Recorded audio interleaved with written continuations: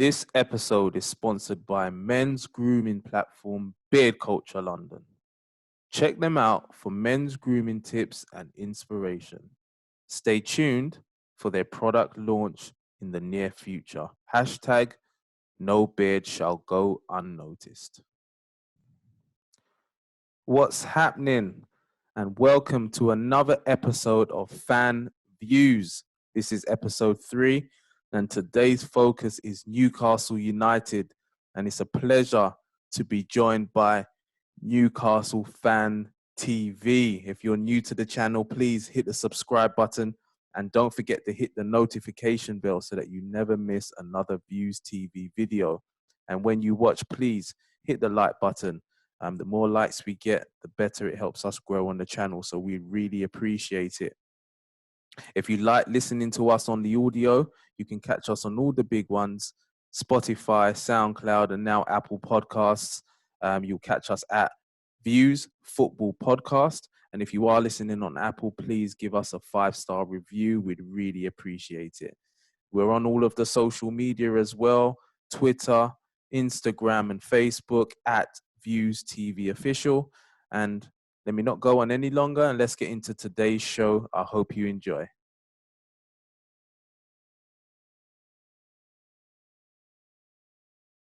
Okay, ladies and gentlemen, thanks for tuning in to another episode of Fan Views.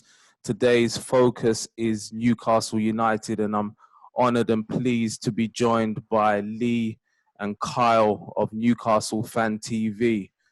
Thanks for joining me, guys. How you doing? How you been? Not bad. Just waiting for some hashtag cans to be on the goes to get over and done with, please. Yeah. Kyle, you all right? Yeah. Yeah, I'm the same as Lee. We're just waiting for the cans to hit on Twitter properly, and hopefully we can. It's worth the wait. Let's be sure of that. Brilliant. So I'm a football fan first, and obviously this is big news what's happening at Newcastle at the moment, and I've been eager to find out how Newcastle fans feel about the potential takeover that's potentially going to happen. So I reached out to you guys, and I'm thankful for you guys to come on. So today I just wanted to just explore the situation, what your thoughts are, what your feelings are, and what you think is going to happen going forward. All right. So just to give a bit of an overview for everybody watching and listening, my understanding is that there's a Saudi Arabia sort of consortium called the PIF, which is the Public Investment Fund, that's put in a £300 million bid to buy the club from Mike Ashley, and they're going to have an 80% stake in the club, and the other 20% is split between the Reuben brothers and a lady called Amanda Stavely, I believe. So is that correct? Have I got my understanding correct so far on that? Spot on. Brilliant. Pretty much, yeah. Good. So obviously I think Mike Ashley bought the property, was it in 2007? Since then, the club has been relegated twice. There's been a lot of unrest between the fans and Mike Ashley. So I just wanted to understand how you guys are feeling about things. So probably the best place to start is, what are your feelings on Mike Ashley? How have you felt about his time at Newcastle? Go on, Lee, I'll let you go first. It's like going to Argos and getting an out-of-date catalogue. It really is. The catalogue of errors you can just go through, knock off prices, the mistakes over and over and over. Yeah. There's so many, and I think now probably for the past 7 or 8 years now, we've just waited for a takeover to happen. We've been let down so many times. False stories. Yeah. Some of it may be true. Some of it might have a small inkling that they want to buy the club. The paper spinning it, playing with our hearts, playing with our minds, and yeah, it's very, very toxic. As soon as you mention Mike Ashley, there's not one positive thing any Geordie says about him. Wow. So that was going to be one of my questions, actually. Has he done anything good in his time at Newcastle? If he Carl? leaves, then yes. Is that the only thing he could do? He's to build on to what Lee says before. He's just been an absolute nightmare for 12 years at this club. I mean, 2008, 2009. You know that first full season under Mike Ashley, where it was just turmoil, 3 manager changes, protests, and even the fan base back then was that he needs to be out the door as soon as possible. Yet we're in 2020 now, and we still have the man in charge of the football club. It's absolutely bizarre. I mean, I could do a 5-hour podcast just talking about what he's done and dissect how much of a idiot this person is, but it's just putting it into short. He needs to leave the club and it's better. Hopefully, it's sooner rather than later, because this club needs to breathe again. It's just had one setback after another, relegations, being beat off Sunderland 6 times in a row, Joe Kinnear twice, John Carver as manager. I could go on, mate. It's just, it needs to finish. It needs to finish pronto, like. And Newcastle is one of those clubs with a huge fan base. And you still turn up to the matches, don't you, in your droves. It's a well-supported football club. So I can understand. And again, this is one of the reasons why I wanted to talk to you guys, is because I'm going to get the real feeling behind what's going on. You know what I mean? I did read, or I listened to a podcast, and there was a sort of a football financial specialist that was talking about how Mike Ashley will be leaving Newcastle in a very healthy position, because with the money that's potentially coming in, there's still going to be the financial fair play thing behind it that's going to stop you buying loads and loads of players. But that because he's leaving the club in a healthy position, that will actually help you going forward. Have you heard of anything like that as well? That's probably the only thing that Mike Ashley's done well for. Yeah, I think that expert is a Kieran Maguire that you may have mentioned. Yes, that's correct. That might be a small thing. Probably to go back to your question a little bit earlier, maybe Rafa Benitez was a highlight, but probably pointed too late. But look, if you look at the account over the years, Newcastle's profit isn't massive. So we're not going to have loads of money banked to go on a spending spree. You might see a higher calibre of a player that's better than what we have. But if you're talking like world stars, that's not going to happen. You're going to be for another 5 or 6 years, you're thinking like that. But I think for us, it's not who's coming in, it's who we're getting out. And that's more important for me, that if I had somebody who didn't spend like Mike Ashley, but communicated with the fans, I'd probably take that.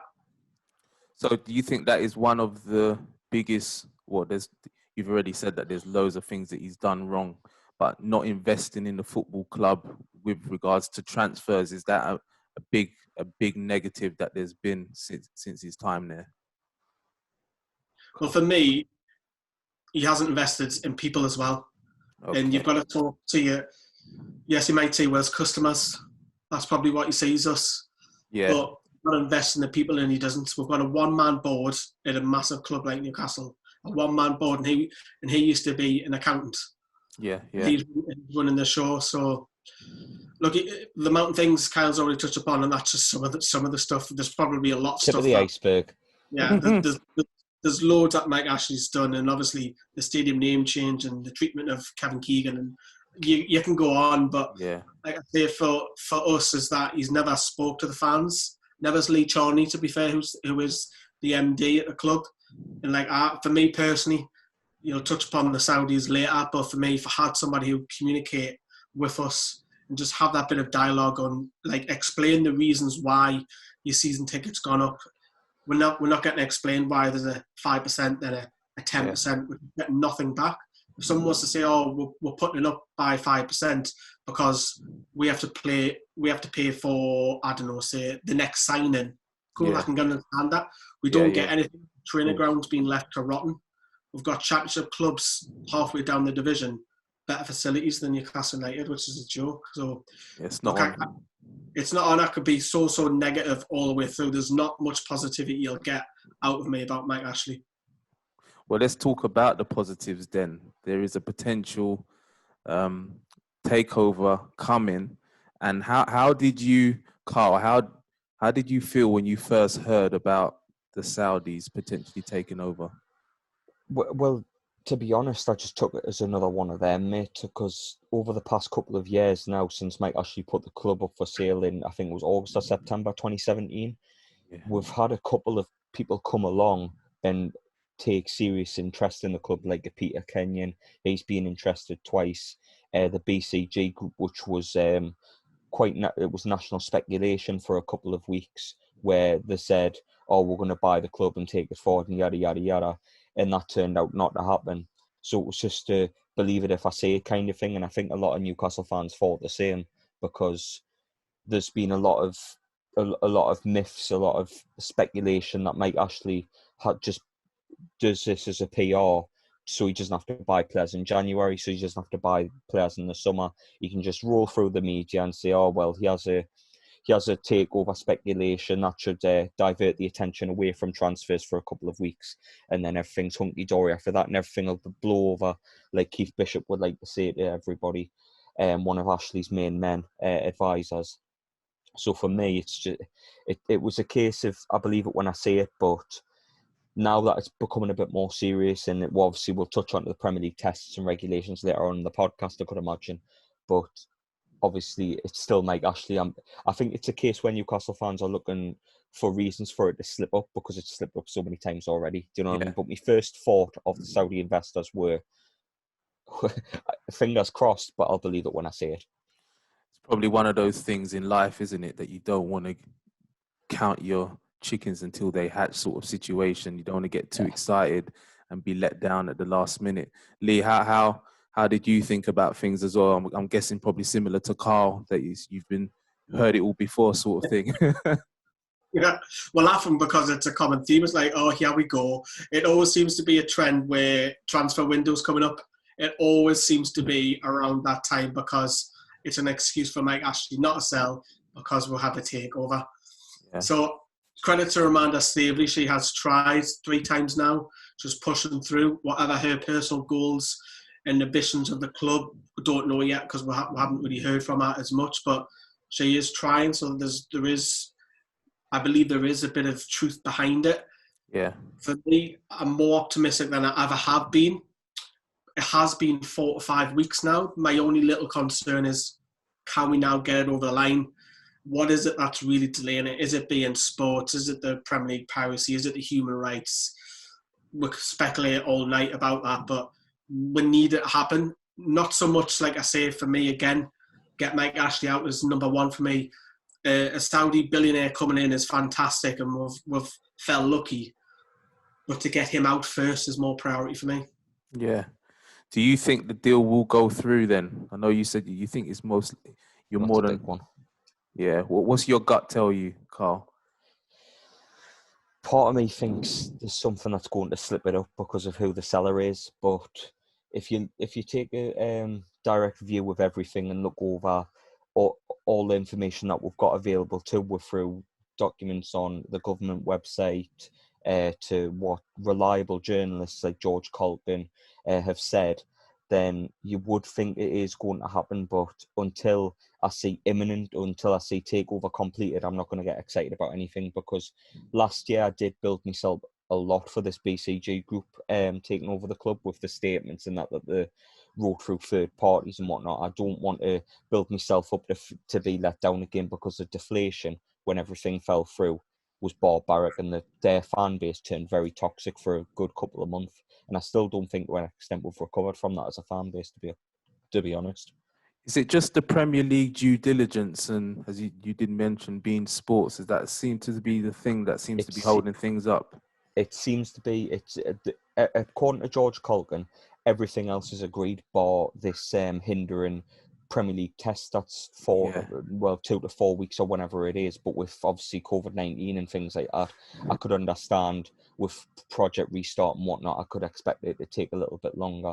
But it doesn't help with all these letters and that coming through, and all the people chucking the 50 pence in about going against the deal. But if I was going to have a good feeling, I'll probably say no, because I've had the feelings past couple of years with this takeover lock. Wow. But if you look at it objectively speaking, Yeah. a lot of people are saying it's going through. So Yeah. until it's like before, I believe it when I say it. Yeah. Yeah. Do you have any concerns, Lee, going forward that if these guys do take over, that it might be one of those situations where you promise the world and don't quite deliver, and maybe being in another situation like Mike Ashley? If we are promised the world, we were promised that with Mike Ashley. Yeah. When Mike Ashley first came in, obviously he's down at the Emirates, drinking pints and so on, and he started off really well. Mike Ashley got Kevin Keegan in, which got the fans on board with him. But obviously with the Dennis Wise situation, signing players behind Keegan's back, that was the start of everything. But Yeah. if someone was to promise the world, again, I would go along with Kyle, is that it's not something that will be a surprise to us. But again, and I'll reiterate, it's get Mike Ashley out of this club first. It's the most important. I'll take the risk. I'll take Yeah. the risk. You probably bring up the human rights thing. I'll take that risk right now. Yeah, yeah. So if we was to assume that the deal goes through, what do you think happens to Steve Bruce? Ooh, it's a hard one for him, but I think he'd be showing the door under new owners.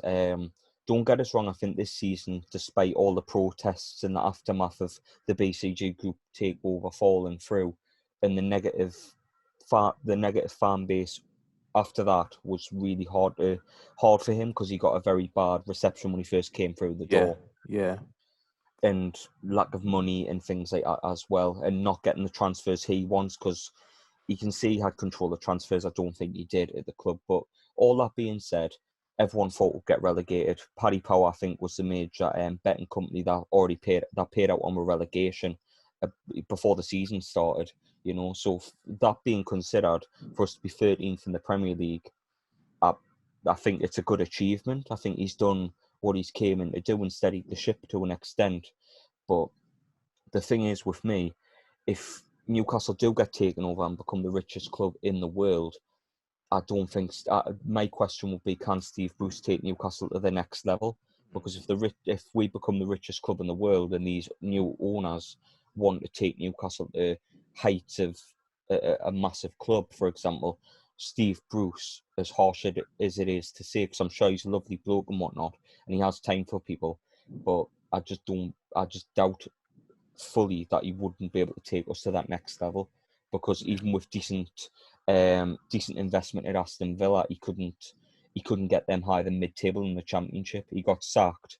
The new manager came in, and now they're in the Premier League. Do you know what I mean? So it's like it's hard to say, because he seems to be a nice bloke, and he's done well across the board for Newcastle this season. We've had some amazing moments, like beating Tottenham, beating Chelsea, beating Man United, drawn against Manchester City. We've had some good moments to an extent this season.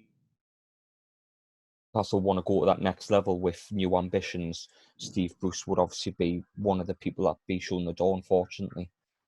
Yeah. Do you follow that same line of thought as well, Lee?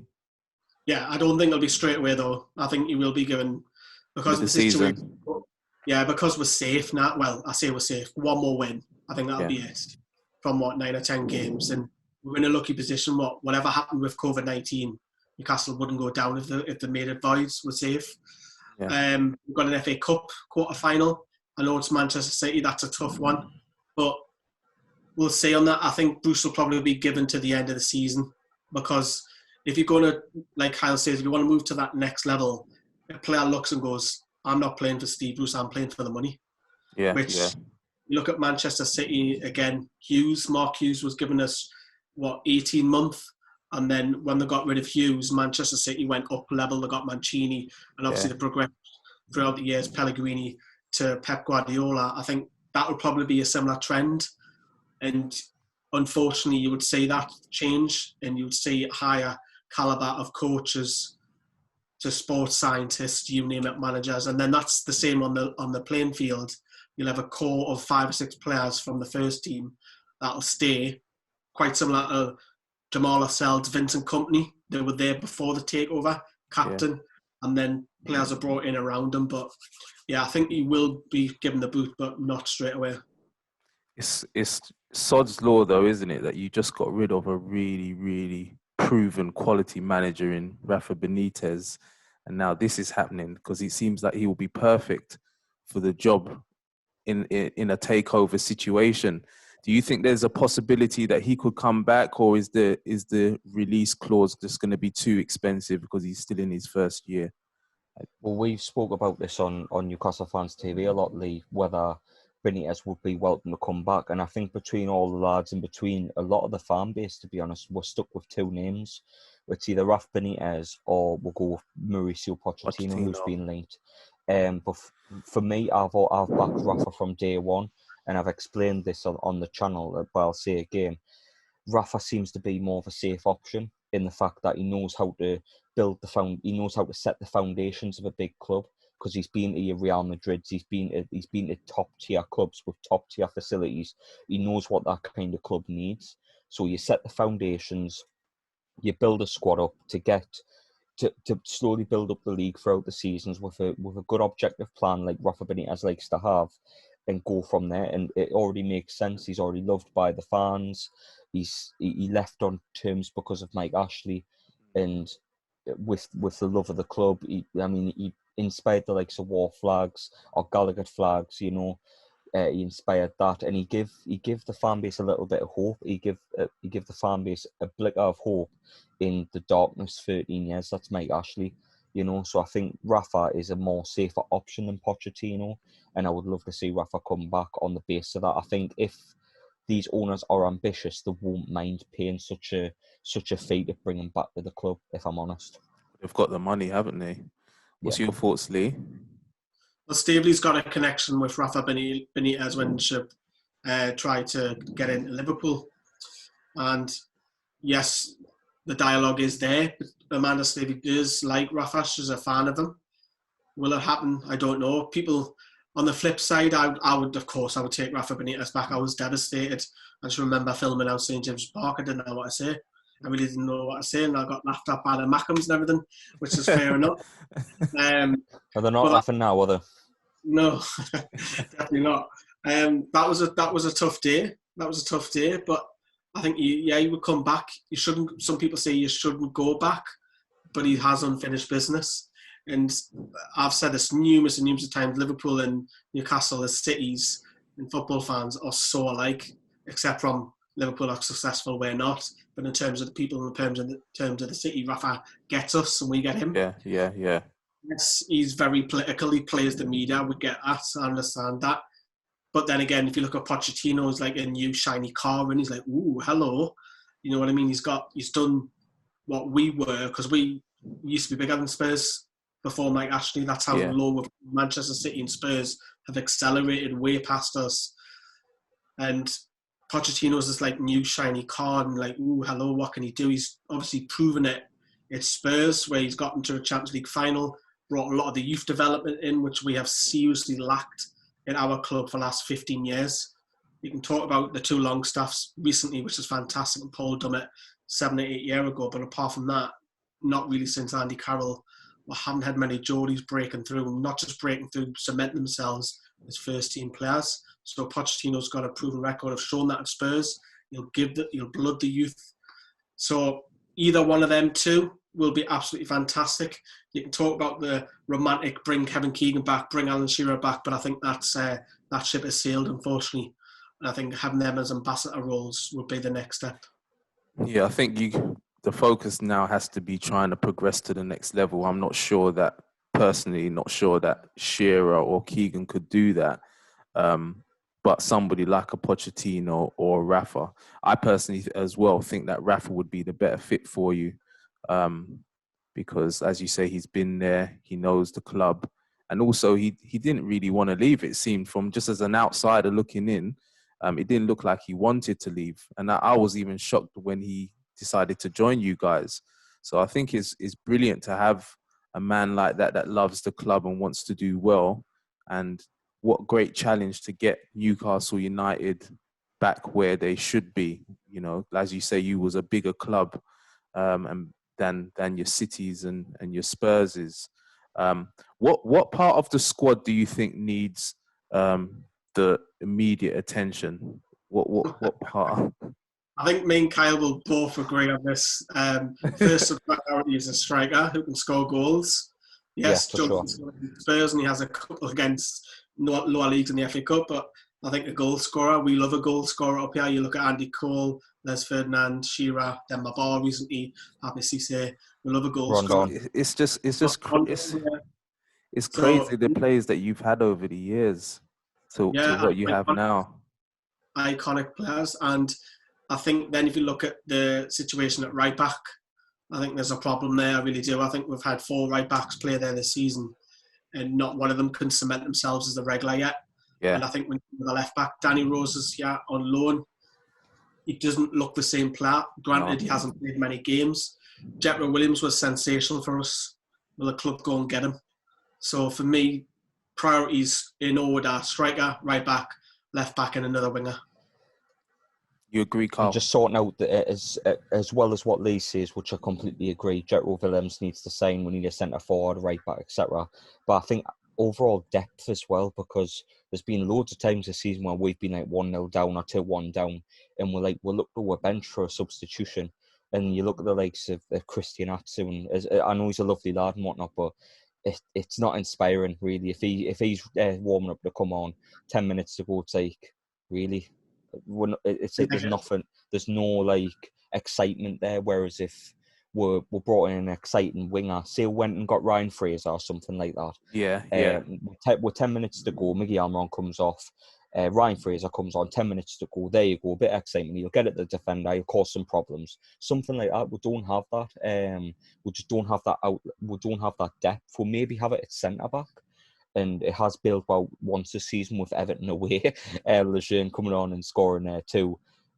We had goals at Goodison Park, but that was a miracle. You know, it's not going to happen every week. So we just need some overall depth, mainly in the up front, on the flanks, and maybe another centre midfielder as well. Because I don't know if there's a quality in depth at centre midfield. There are a lot of average midfielders at Newcastle. There's a couple really good. I fully believe in both Longstaffs. I think Jonjo Shelvey on his day is fantastic. Hayden is one of the most underrated centre defensive midfielders in the country. But you think, I question anything below that. Like you look at Henri Saivet, he's leaving a contract out in Newcastle. Yeah, Jack Colbeck. A lot of non-Newcastle fans won't know who he is, Kyle. That tells its own story. Henri Saivet scored against Liverpool in the Europa League a couple of years ago. Okay. I was wondering. That was at Bordeaux. I agree totally what Kyle says. If you look at our bench now, you've got Andy Carroll, Dwight Gale, Nabil Bentaleb, Christian Atsu. That's your forward choices on the bench. Yeah. That doesn't excite any fan. No. Andy Carroll, maybe, because he can change the game, but apart from that, can he anymore? I'm not sure he can anymore. Andy Carroll. As a substitute, I would still have Andy Carroll as I wouldn't have him on the bench. Yeah, because he's got that height and he's got that physical presence. Gives you a plan B, doesn't he? Actually, yeah. What do Newcastle fans think of? And his name escapes me now. I don't know why. The guy who went on the long goal drought. He works really hard. Left-footed player, baby face.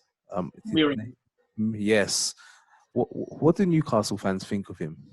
I love him. Yeah. I absolutely love him. The reason why they love him, quite similar to Matt Ritchie, he grafts for you. But I think with Miggy, he's you can see he's in all of the place. He wants to do well. He's smiling. And yes, it didn't start off well for him. It didn't.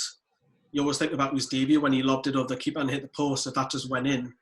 But now he's the top scorer this season. So there's a player there. There is. I think there's still a lot of work to happen with Almiron. Same as Alan St. Maximum, because the end product on the two of them has to be better. Yeah, and I think both raw talents.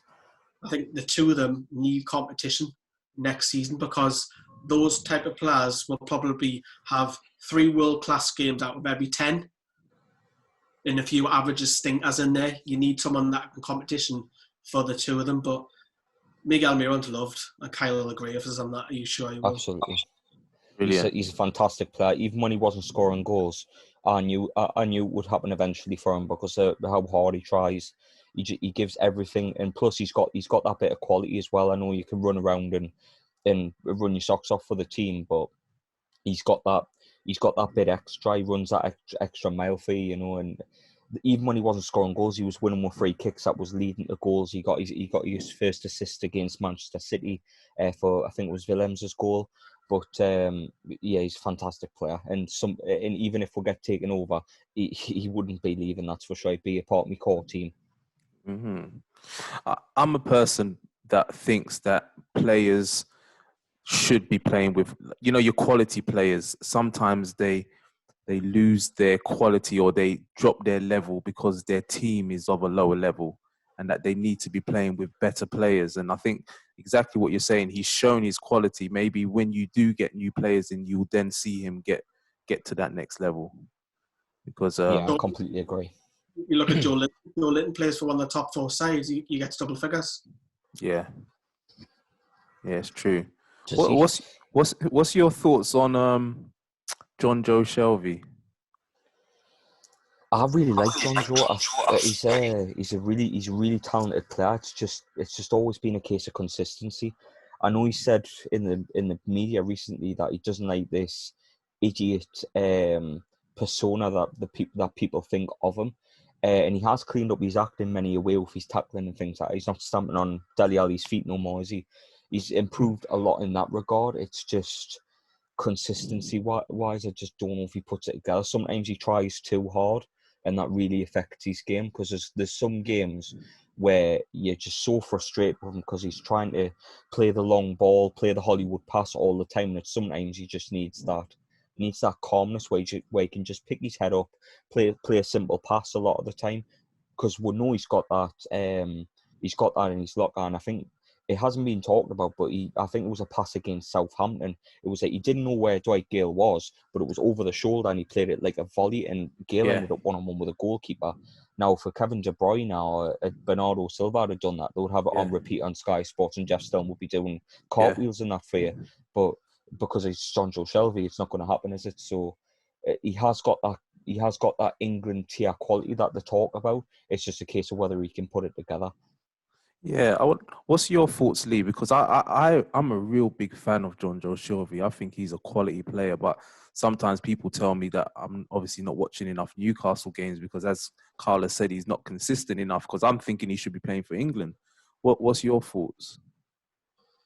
Injuries as well, they've crept up as well of the last 2-3 years. So my criticism of Jonjo Shelvey was he wasn't getting forward enough, but he actually changed his game and he was starting to get forward. He got five goals by the end of autumn, which was very impressive. He was getting forward, he was darting late, he was scoring.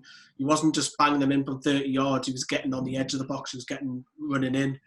So that changed his style of play, but he goes and gets injured. And then there's his consistency stops because he's injured. So there's the indifferent form of Sean Longstaff coming in, Bentleb's coming in to try and mix it up. Matty Longstaff started off great. Jonjo couldn't get back in the side because Matty's form was up there. So Jonjo Shelvey, if he wants to be an England regular, has to sort out his consistency and stay clear of injuries. He does offer you something different. Yeah.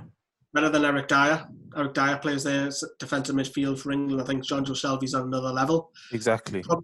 12 months ago, I probably would have said Shelvey's on par with Jordan Henderson, but Jordan Henderson's just had the season of his life. So that's the competition. That's praise, Lee. Jesus. But is that because Jordan Henderson is playing in this well-oiled machine that just seems to win every week? It's something I always believe that the team can help a player, and maybe if Jonjo Shelvey was in that Liverpool side, he may be able to be doing what Jordan Henderson's doing. I don't know. In the Liverpool side, he used to be part of that Liverpool side, and again, he was just. But he was younger. He was younger then, wasn't he? Yeah, and obviously, Kyle touched upon his discipline. I think he's only picked up 1 or 2 yellow cards in 2 years now. Yeah. Which is phenomenal for a midfielder who plays the quick pace. To be fair, he hasn't played every week for 2 years, but it is still decent. It is very impressive considering the speed of the Premier League, and the slightest tackle now can get you red carded if you mistime it. So, yeah, I think he still has probably a bit of a screw loose. I don't know if he's fully recovered, but he has had sessions with doctors, psychiatrists, and so on to try and tame that. And he likes it in Newcastle. He doesn't like the limelight. He wants to go home to his kids, to his pop star wife, and he wants to play Call of Duty and Fortnite with Jamal Lascelles and all that. He's like a proper lad. Yeah. He doesn't want the fame. So yeah, which is good. it's good. Yeah, he's changed his mindset, but you're still worried that he might pop at any moment. Yeah. Who would be going forward then, Kyle? The main players that you would want to stay at Newcastle? It's one hell of a question. I'd keep Dubravka. I think he is the most underrated goalkeeper in the league by a landslide. I think if he played for any of the top 6 Premier League clubs, he wouldn't be out of place at all. Centre backs, I keep Jamal Lascelles because he's been captain for a while and he's very good at being a captain. I keep Kieran Clark as well, very underrated. I keep Jetro Willems on loan. In the midfield, I could look to keep both Longstaffs, Isaac Hayden, and Shelvey being the maybe bracket, I think. On the wings, I would keep Almiron and Alan St. Maximin. I think Maximin is I think he was the best signing of any team in the league last summer. And He's dangerous. Yeah, that's it. I wouldn't keep any of the forwards. I think Andy Carroll's too injury prone. If he had that injury stuff under control, definitely a bench player forward. But it's a shame because we've wanted him back for a long time, haven't we, Lee? But Joe Linton, I just don't know why he was brought in. It's just he's not a centre forward. The first time Mike Ashley spends over 25 million on a football and for a centre forward, and he's a winger. Do you know what I mean? It's like it's so disappointing. Dwight Gale, I think he needs first team football at the Championship team, and Mutu, I feel so sorry for the lad because no manager since he joined has given him the chance. So yeah, I'd look at them are the core that I would keep. There's a couple of youngsters like your Tom Allens, Mo Sangare, Bailey, the likes of them I would keep as well, and Elias Sorensen. But other than that, I think there's a lot of clear. Oh, Matt Ritchie as well. Matt Ritchie needs to stay. But other than that, I don't. There's a couple of question marks. And if I was a player, if I was one of those players with this takeover coming through, I would be worried. That's for certain. Yeah. Do you echo what Carla said, Lee, in terms of the players you would want to keep? I think it's more important to keep your core.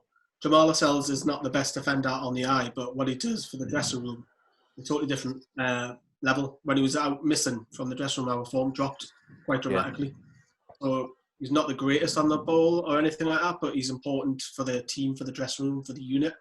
You've got to keep your core, keep some of your Geordies in there. I think that's important. You're not keeping your elegant man, Lee. Yeah, I love Fabian Schär. I've got to think for him. He's just a beautiful looking. He is. But talking about beautiful, Alan St. Maximin, he is sexual gravy. He's just what a player. Just what a player, man. He's been a breath of fresh air for sure. He is, and he's petrified. He just runs past. I mean, not just players. I'm talking top world class, like fullbacks, centre backs in the Premier League. Back up, he's got them on the backside. I hope this takeover does happen because he'll stay in the long term. Yeah. But in the short term, St. Maximin's too good for Newcastle. He really, really is. He should be up there. He'll probably have another season. Assuming the takeover doesn't happen, he'll stay with us for another season. He's off. He is. He'll go to another bigger club. He's just, because we sit so deep, I know Bruce has slightly changed the formation before COVID-19. Him and Almiron, especially on St. Maximin, 6 seconds later, you're in their penalty box when we're just parking the bus. He's a live wire, like, isn't he? He is. He gets you off seats, and we haven't really had that since Ben Arfa. He's a very similar kind of mould of player. Awesome, brilliant. Just going off script a little bit then, because what was your thoughts on Ben Arfa? Why did that not work for Ben Arfa? Alan Pardew. I don't think Alan Pardew knew how to manage him. There was like a season where Ben Arfa did really well. And then there was this term that happened to so many players at Newcastle United over the years. Pardew, we used to say, they would have an excellent player like a Ben Arfa, for example, and they would just the form would just significantly drop the longer they were managed under Alan Pardew. There was a couple that survived, like Yohan Cabaye before he left for PSG, and obviously the late Cheick, rest in peace, his soul. But a lot of these players under Alan Pardew just fell through the floor form-wise. And Ben Arthur was no exception to that, sadly. He was a fantastic player, amazing skill. And if he had that extra bit of work rate, he could have went to the very, very top. But he was a phenomenal talent, Ben Arthur, and I'm sure Lee will agree. Yeah, I think with Pardew, just going off that, I think he didn't get on with Pardew, fell out with him. When you fall out with the manager, one has to go. Yeah. Days the manager will be the player. And obviously, funny enough, Steve Bruce got him at Hull. I think he only played like an hour and he was never seen. He didn't know what to do with him either. Yeah, he wasn't seen again in English football. Yeah, it might be his attitude, isn't it? Ben Arthur's attitude behind the scenes contributing. Few more questions then, lads, before we wrap up. If you guys were the manager, who would be the first 3 signings that you would make to address your centre back and your right back and your central midfield? Did you say 3 signings? 3. 3 on a freebie? No, not freebie. You don't know. You don't need freebies. That is us in it. Timo Werner's getting a lot of mentions. I think he's perfect for the Premier League, not just Newcastle, any Premier League side. Yeah. He's your proper, fat, old school fox in the box, and he's proven he can do it for Leipzig, Bundesliga, which is a very similar league. And thank God the Bundesliga is back. Very similar league to the Premier League. He would be a good shout for 50 million. I think that's a bargain. I do. Yeah. There's 50, 60 million. He'd be awesome for a striker. For me, for a right back, that's a tough one because full backs are quite difficult. I can't pluck a name out there straight away, but I think a steady Eddie right back for the short term, who can cement himself as a first choice, and then maybe go and get your Hollywood right back. I don't know, maybe Danny Carvajal from Real Madrid. I don't know, I'm just throwing names there, but But for me, Timo Werner. Cool. What about yourself, Carl? Well, at right back, he's a free agent in the summer. Plays for PSG. Thomas Meunier. Fantastic, yes. Natural right back, really good. Very grounded as well. It has a good. He did very well at the World Cup for Belgium. He's someone I'd have my eye on. Ryan Fraser I mentioned earlier, free agent also. You did. I think if these new owners were to come in with the stock being very low on transfers and things like that, I think looking at the higher players in the free agent market is a good thing to do first. So I think a Thomas Meunier, a Ryan Fraser, and maybe someone like a Timo Werner, like Lee says, because we do need a goal scorer. But I'd change it up from Werner a little bit. I'd go for Rondon. I'd bring Rondon back. You'll bring Rondon back? Oh, absolutely. For me, I love Fabian Schär. He's in love with Solomon Rondon. Solomon Rondon, man. He's just an unbelievable centre forward. He's another one of them that you touched on before in terms of a subject where better players, he'd play better. And for what was... for us being sat back and worn half for a lot of the season, good luck to any defender in the entire world wanting to push him off the ball because he's built like a tank. And he not only could hold up the ball, he could finish very well, and he got it. And not many players, whether you're foreign or local to the area, local to the country or whatever it may be, not many got it like Rondon got it. He wore that number 9 shirt with pride, and honestly, he was probably my favourite number 9 probably since Alan Shearer. Wow. I've given that type of compliment. And I think with Alan St Maximin to his left and Almiron to his right, I think he would score a lot of goals in the Premier League. I really do. So I would go for Rondon, Thomas Meunier at right back because he's a simple fit in, and obviously with the free agent, fairly cheaper option. And then Ryan Fraser as well as an option, maybe off the bench or someone that can challenge the first team wingers to start, because Christian Atsu's never ever going to do that, and neither's a Yushinori Muto or anybody like that anytime soon. Yeah, brilliant, gents. This is going to be a slow burner, isn't it? Even if you did get taken over, it's something that's going to be over a period of time where you have to build and build and build. What are your expectations then in terms of the next 5 years? Have you? And again, we're assuming that the takeover happens, but if we was to assume then how long do you give it before you expect to be pushing for that, Europa League, Champions League spaces? All that's irrelevant to me. In terms of Europa League, Champions League, that's irrelevant because for a long time now under Mike Ashley, and he's dominated the amount of time I've supported this club. And I think what a lot of fans want is just that feeling of hope again, that feeling of excitement again, because it hasn't been a thing at Newcastle for a long time, where we've been able to go to St James's Park and be proud of what's running out onto the pitch and proud of the club and proud of the direction in place. It's just been a stale, depressing 13 years, and it'd just be nice for over a 5-year period to have that bit of hope, to have that thriving city, because Newcastle United, St James's Park bouncing, and its best atmosphere and good times and whatnot. There's no place better in the league. Passionate fans, a lot like Liverpool's, like Lee touched on earlier. But I just want that bit of hope again, where we're thinking forward. I'm not expecting these potential new owners to come in and say we're going to do a Man City and try and win the league every year and spend 600 million on a centre back and whatnot. I'm not expecting that. I just want to be a bit like Leicester, have a good team, good set of fans, brilliant atmosphere, forward thinking, some good couple of players, and that feeling of optimism that something is always going to be around the corner again. And under Mike Ashley, it's never ever happened. So it's expectations for me is out the window. I just want that hope again. Fair enough. Makes sense, Lee. Yeah, hope, a plan, transparency, communication. Let's see why you come in. Why do you want to buy Newcastle? Talk to us fans. We starving of communication, and like I say, I'm quite jealous of a few clubs. Bournemouth do it really well. Leicester engage with the fans. Liverpool do it really well. There's a few I could probably name even lower down the leagues, but having a plan. Okay, so maybe the first year we're going to look at the training ground, or maybe redirect some sponsorships into the club. Okay, brilliant. Second year, what can we look forward to? Are we going to get a higher calibre of player, for example, on the field? Just a structure plan, because we haven't had it with Mike Ashley. We don't know what's happened. In fact, nothing happens. And if it does happen, we don't know about it.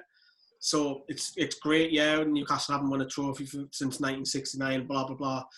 We're so used to not winning things. I don't think that's really important at the short term. I think having a goal and a plan and a project to give with the hope, to get excited, is more important for me. And again, get Mike Ashley out of the club. That's the most important thing, isn't it? Yeah, I expect it. I know a few Newcastle fans, and they say the same thing about you. So I know the feeling of Mike Ashley in Newcastle. But yeah, I think it's exciting though, isn't it? Regardless of whether it happens or not, it's still exciting. And obviously, Carl, you don't want it to fall through because it's going to be hard to bear. Yeah. But it's definitely exciting times, and I think it's going to go through. I think we're going to see a change, and I'm looking forward to seeing Newcastle progress. Newcastle's always been a team that I've admired, a club that I've admired. I've been to your city many, many times, and I like the atmosphere, and I like Geordies, to be honest. So yeah, let's see what happens, and yeah, it's definitely exciting. Is there anything else then? Obviously, you said the communication. Is that the most important thing then? If we was to wrap up, that you would want the massive change, if we was to take sort of cash injection, investment, all of that away, is the communication one of the most important things that you want back? And yeah, definitely, because fans don't feel connected with Newcastle United probably since Sir John Hall was here, Freddie Shepherd, those two who were chairman and owners of the club. So yeah, for me, talk to us, talk back, have that connection, have that communication. We haven't got it. It's like you're getting suffocated. It really is. Mike Ashley, for me, when I look at Mike Ashley, it feels like your best mate's cheating on your wife. He's having an affair with your wife. It's that hatred that you've got for him, and you can never forgive him. You don't want to see him again. So yeah, I would like to have the club back. Really, the heartbeat in the city of Newcastle United, and the Newcastle as a city doesn't have its heart beating. And the name changed back as well, I could imagine.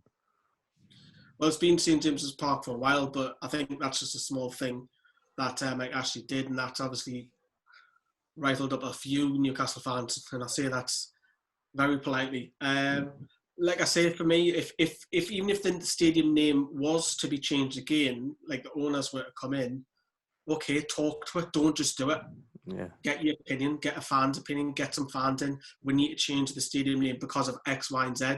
Talk to us. Yeah. If it means 40 million, 60 million comes in, get some fans' opinions on it, because the last thing you want is another awkward situation where there's hostility.